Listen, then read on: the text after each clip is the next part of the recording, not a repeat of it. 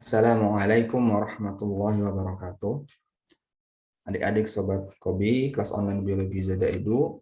Pada kesempatan kali ini kita akan membahas soal Kobi yang ke-8 ya. Kita akan melanjutkan pembahasan soal Kobi yang ke-8, materi tentang fungi atau jamur ya.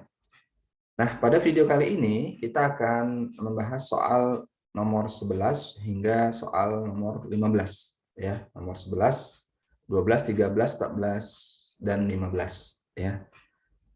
Langsung saja kita akan mulai membahas soal nomor 11 ya. Soal nomor 11 terlebih dahulu.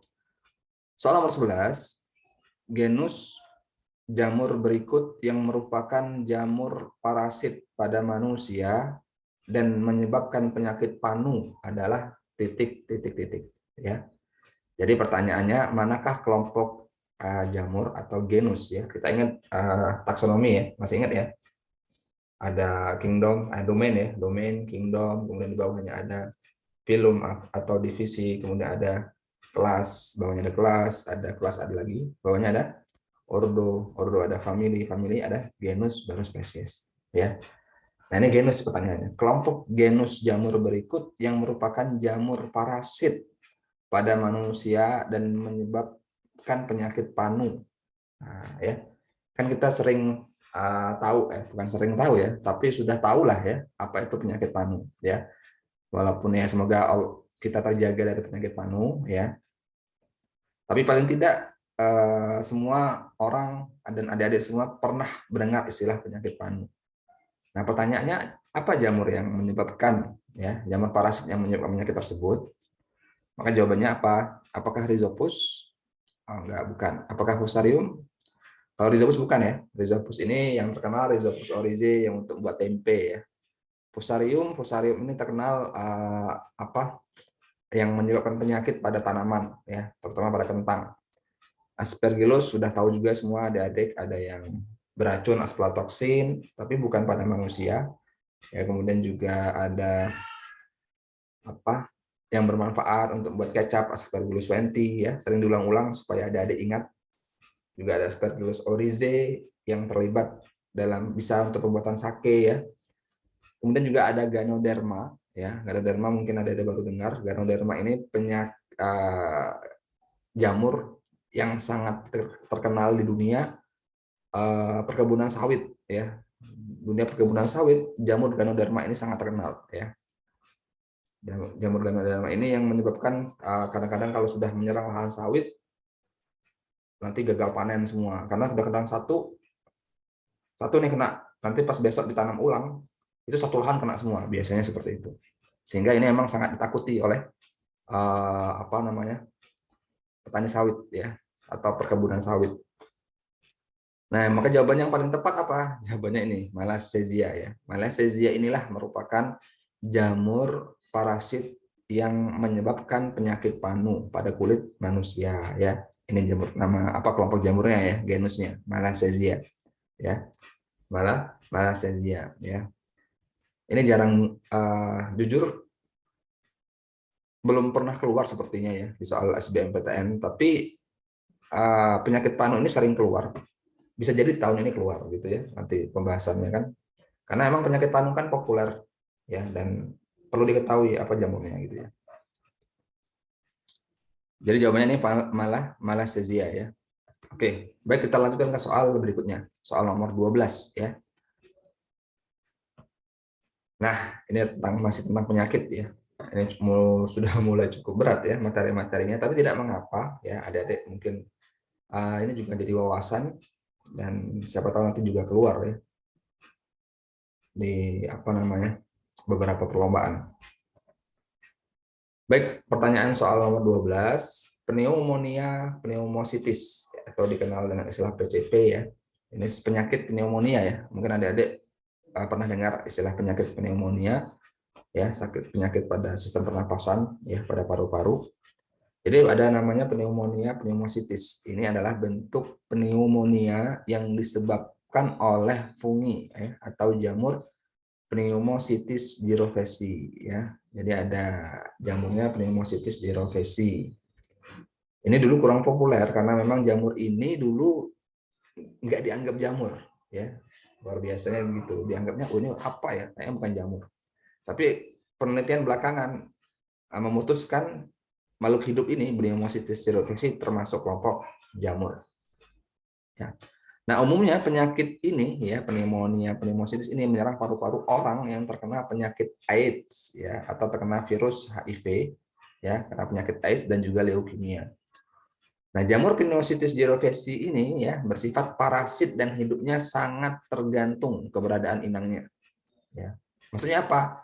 Maksudnya itu dia tidak bisa hidup sendiri tanpa inangnya. Dia benar-benar harus parasit. Dia harus numpang ke makhluk hidup yang lain. Ya. Nah, walaupun dia nanti bisa ada fase dia kayak bentuk spora ya, atau bentuk apa istilahnya tuh dorman ya. Dia akan diam, tapi sampai nanti ketemu inang baru dia aktif lagi gitu ya. Inang itu apa ya? Inang itu dalam bahasa biologi artinya inang itu apa? Makhluk hidup ini ya. Inang itu makhluk hidup yang ditumpangi oleh makhluk hidup yang parasit. Nah, itu inang. Misalnya ada cacing, contoh ya, ada cacing. Cacing ini hidupnya di mana? Misalnya hidupnya di tubuh ikan. Berarti ikan itu jadi inangnya. Misalnya ada virus yang contohnya virus penyebab demam berdarah ya, virus dengue. Nah, dia hidupnya di nyamuk Aedes aegypti. Maka nyamuk Aedes aegypti itu jadi inangnya. Nah, itu definisi inang ya. Oh, ya macam-macam lah. Pokoknya inang itu makhluk hidup yang ditempati oleh parasitnya. Ya, itu inang. Nah, jamur ini Pneumocystis jirovecii itu dia nggak bisa hidup sendiri, dia butuh inang, butuh makhluk hidup tempat dia tinggal di situ. Dalam hal ini kan ini manusia ya. Nah, dengan demikian jamur ini bersifat apa? Jadi sifat jamur Pneumocystis jirovecii ini yang dia ini mau nggak mau butuh inang, dia mau nggak mau harus hidup parasit. Jadi di hidup dia itu memang parasit sejati bisa dibilang ya. Parasit sejati. Nah, itu apa istilahnya ya? Apakah parasit fakultatif, ataukah parasit obligat, ataukah saprofit, ataukah autoparasit, ataukah heterotrof? Kita bahas satu-satu ya istilah ini. Parasit fakultatif ya kalau ini bukan disebut parasit sejati, tapi dia parasit apa ya? Semi parasit lah bisa dibilang. Aslinya itu dia nggak parasit, tapi dia bisa jadi parasit tergantung kondisi ya. Itu parasit fakultatif ya. Definisi parasit fakultatif itu dia bisa hidup nggak parasit, tapi dia sesekali ya atau pada kondisi tertentu dia jadi parasit. Itu parasit fakultatif. Kemudian istilah yang kedua ada parasit obligat. Nah, kalau ini ya parasit obligat ini baru istilahnya parasit sejati. Artinya dia mau nggak mau dia butuh inang untuk dia hidup. Ketika dia hidup dia bisa hidup dia itu bertahan survive kalau dia ada numpang ke makhluk hidup yang lain ya. Ini parasit obligat namanya. Berarti jawabannya ini ya. Jadi sifat jamur Pneumocystis jirovecii itu parasit sejati, parasit obligat ya. Kalau saprofit apa? Saprofit itu artinya dia hidup bebas di alam. Contohnya jamur yang hidup di hutan ya, yang dia menguraikan daun-daun yang jatuh, batang-batang pohon yang mati ya, itu diuraikan oleh jamur, itu saprofit. Artinya hidup bebas di alam, menguraikan bahan-bahan organik, bangkai binatang yang mati, tumbuhan yang mati diuraikan, semua itu saprofit ya. Biasanya banyak jamur yang demikian. Ya, kemudian kalau autoparasit nggak ada ya. Ini buatan sendiri istilah autoparasit, untuk otomatis parasit nggak ada ya. Ini hanya pengecoh. Kalau heterotrof udah tahu ya. Heterotrof itu artinya tidak bisa membuat makanan sendiri, tidak bisa berfotosintesis ya. Contohnya kita jamur, hewan ya. Itu heterotrof. Baik ya, kita lanjutkan ke soal berikutnya ya. Jadi ini soal nomor 12 ini jawabannya parasit obligat ya. Jamur Pneumocystis jirovecii penyebab pneumonia pneumocystis ini tidak bisa hidup tanpa inang ya. Jadi dia parasit sejati, parasit obligat istilahnya ya. Baik, kita lanjutkan ke soal nomor 13. Ini soal nomor 13 ya. Saya kecilkan sedikit karena ada gambarnya, sebentar ya. Ini ya. Nah, ini penyakit busuk pangkal batang, ya. Busuk pangkal batang, istilahnya itu penyakit busuk pangkal batang, ya. Menjadi salah satu jenis penyakit yang mematikan di perkebunan kelapa sawit, ya. Ini tadi yang sudah saya singgung, ya. Serangan penyakit ini berasal dari jamur Ganoderma, ya, yang sudah disinggung, ya. Penyakit ini memang bukan sembarang penyakit bagi tanaman kelapa sawit. Karena jika tanaman terserang, maka dipastikan tanaman tersebut akan mati. Dan biasanya bisa menyebar ke tanaman yang lainnya yang akan menyebabkan kerugian besar bagi perkebunan kelapa sawit. Ya. Jadi sekilas ya, biar tahu. Jadi jamur Ganoderma ini kenapa disebut pangkal batang, ya, busuk pangkal batang, karena ini menyebabkan ini kan pangkal batang tanaman sawit, ya. Nah, ini dia hidup di sini, bukan hidup ya, artinya nongol di sini badan buahnya, ya. Kalau dia sudah muncul seperti ini badan buah ini, ya, ini sudah kelihatan jamurnya, berarti dalamnya ini sudah penuh dengan jamur, sehingga dia busuk pangkal batang ini. Yang lama kelamaan nanti sawit ini akan mati. Dan biasanya, ya, nggak hanya di tanaman ini, ya. Jadi jamur ini sudah menyebar miseliumnya atau hifanya itu sudah menyebar di tanah-tanah di perkebunan sawit ini. Ada yang ratusan meter, ya. Jadi benar-benar dia meluas pelan-pelan, ya, miseliumnya itu. Nanti akan kena dan sangat riskan pada tanaman-tanaman sawit yang masih muda, ya. Kalau udah dia masuk ke dalam batang, udah sampai sekarang masih dipelajari gimana cara untuk menyembuhkan penyakit ini, ya. Karena kalau dia sudah masuk ke dalam tanaman, terutama yang masih muda, maka dia hidup di situ dan busuk batang sawit itu, ya. Udah nggak bisa panen, nggak keluar hasil panen. Maka ini termasuk jamur yang jadi momok bagi perkebunan sawit di seluruh dunia, ya. Nah, pertanyaannya, karena ini populer, ya, di perkebunan terutama di daerah-daerah sawit, jamur Ganoderma ini masuk kelompok yang mana, ya? Kita tahu jamur itu ada 4 kelompok, ya. Masih ingat, ya? Zygomicota, Ascomycota, Basidiomycota, Deuteromycota. Masuk yang mana, ya? Ya, masuk yang mana di antara keempat ini, ya? Jawabannya adalah masuk ke Basidiomycota, ya. Jadi jamur-jamur yang biasanya ada badan buahnya kayak payung itu, ya. Maka dia masuk ke Basidiomycota. Ini masuk nih, Ganoderma, ya. Jadi jawabannya dia masuk kelompok Basidiomycota, ya. Coba ini Basidiomycota, ya. Ya. Wah, baru tahu. Ini Pak, saya baru tahu, ya, wajar, ya. Ada baru tahu, wajar. Makanya disampaikan soalnya.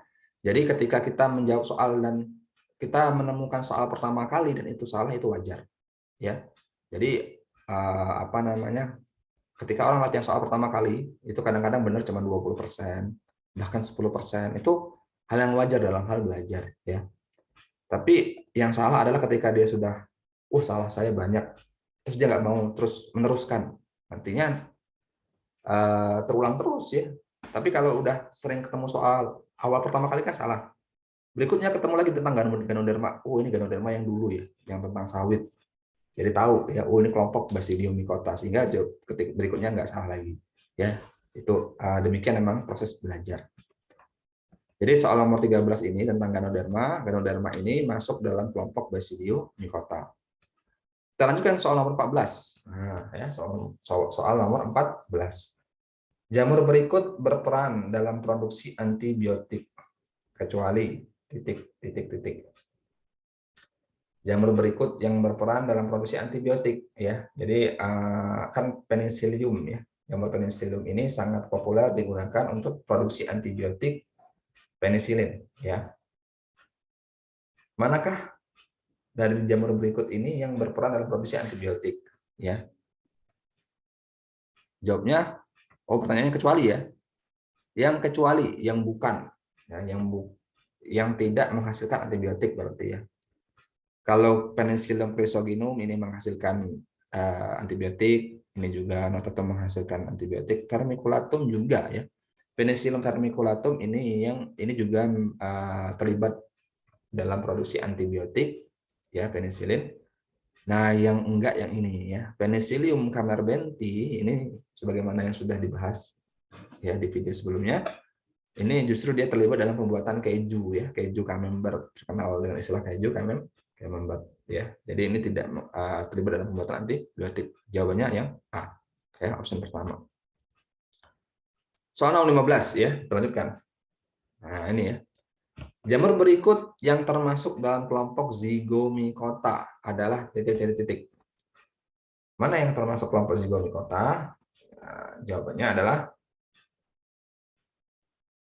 apakah Saccharomyces? Saccharomyces ini yang contohnya Saccharomyces cerevisiae ya, terlibat dalam pembuatan apa namanya? Roti ya.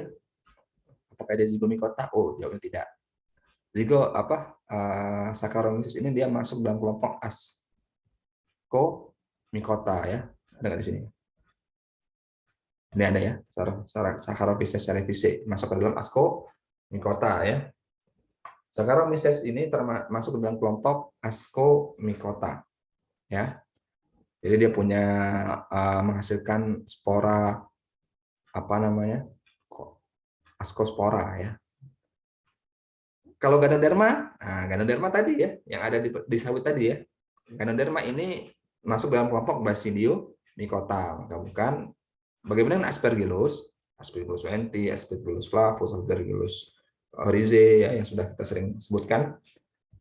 Seluruh Aspergillus masuknya kelompok Ascomycota ya, jadi bukan Zygomicota. Bagaimana dengan Penicillium? Nah ini ya, penghasil antibiotik yang populer. Ini juga bukan masuk Zygomicota, tapi masuknya ke Ascomycota ya, masuk dalam kelompok Ascomycota ya, karena bentuknya kayak jari ya. Kalau masih ingat di soal yang ketujuh itu ada gambar dia bentuk jari, apa bukan jari sih apa? Kayak rumbai-rumbai gitu ya, gini. Dan itu bukan karakter Zygomicota banget. Kalau Zygomicota itu sederhana dan dia bulat-bulat atasnya. Jadi jawaban yang paling tepat adalah Rhizopus ya. Rhizopus ini adalah jamur yang masuk dalam kelompok Zygomicota ya. Baik ya, demikian pembahasan kita pada video kali ini. Kita sudah membahas soal nomor 11 hingga soal nomor 15 dari soal KOBI yang ke-8. Semoga bermanfaat untuk adik-adik semua ya. Tetap semangat dalam belajar. Kurang lebihnya kami mohon maaf. Assalamualaikum warahmatullahi wabarakatuh.